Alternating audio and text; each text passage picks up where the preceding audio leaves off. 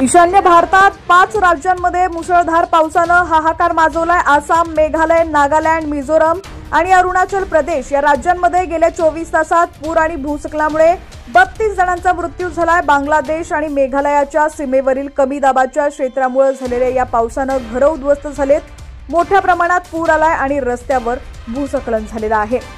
आसाममध्ये सर्वाधिक नुकसान झालेलं असून एकूण 9 जणांचा मृत्यू झालाय। लखीमपूर जिल्ह्यात रंग नदी धरणातून सोडलेल्या पाण्यामुळे अनेक गावं जलमय झालेत। यात 2 जणांचा मृत्यू झालाय। गुवाहाटीच्या बोंडा परिसरात भूस्खलनामुळे पूनम गोस्वामी, तिची अल्पवयीन मुलगी आणि शेजारची आणखी एक मुलगी यांच्यासह 5 जणांचा मृत्यू झालाय। गुवाहाटीमध्येही 2 जणांचा मृत्यू झाला, यात एका मुलाचा समावेश आहे। अरुणाचल प्रदेशात देखील 7 जणांचा मृत्यू झालेला आहे। पावसाने या ठिकाणी देखील हाहाकार माजवलाय।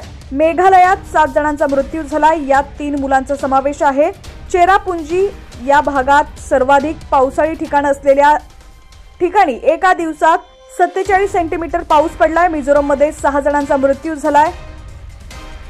या ठिकाणी देखील मोठा पाऊस पडल्यानं मोठी जीवितहानी झालेली आहे। नागालँडच्या अनेक जिल्ह्यात राष्ट्रीय महामार्ग 29 वर भूस्खलनामुळे एका डंपरवर दगड कोसळलाय, यात एका व्यक्तीचा मृत्यू झालाय। मणिपुरात इरिल आणि नांबूळ नद्यांनी धोक्याची पातळी ओलांडलेली आहे, ज्यामुळे इम्फाळ नदीनं धोक्याची पातळी ओलांडल्याचं पाहायला मिळालंय। काही ठिकाणी बंधारे देखील फुटलेले आहेत।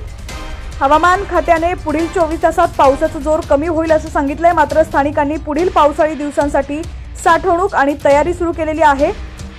गेल्या काही वर्षात परिस्थिती बिकट होत आहे आणि नाले सफाई किंवा पूर नियंत्रणासाठी कोणतीही ठोस उपाययोजना या ठिकाणी पाहण्यात आलेली नाहीये।